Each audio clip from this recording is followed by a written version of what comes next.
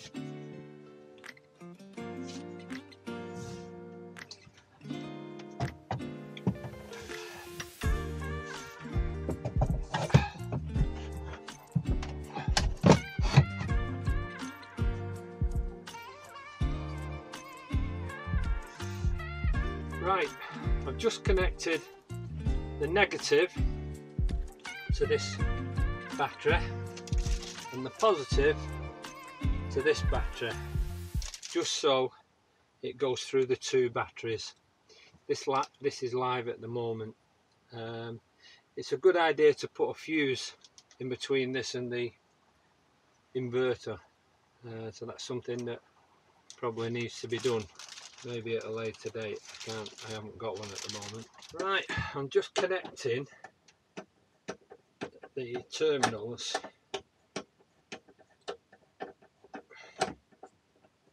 So we'll get the negative connected first.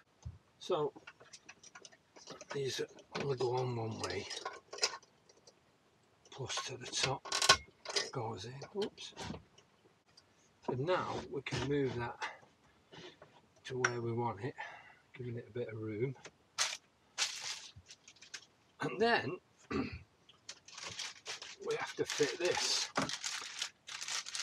which is the controller which turns it on and off. the thing is, where do I put that? So I'm going to have to find somewhere to put it, and obviously it's got to be let in somewhere, so I don't know yet, don't know where I'm going to put it yet. So I've screwed the switch to it, I've stuck that down with a bit of double-sided tape for now, runs down the back of the chair and it just plugs in to there. So everything's connected. When I switch it on, it comes on and says everything's working. Switch it off.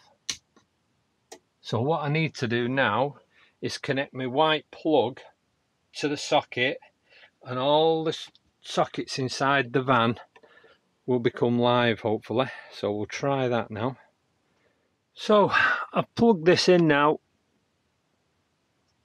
That overrides all the sockets now, and you can see it switched on. I've just tried the kettle, it works.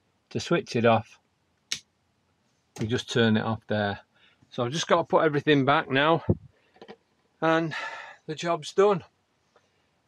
My next job is putting a trickle charge to the cab battery, because we have the facility, we just don't have a wire connected to it for some reason, so I'm going to do that next.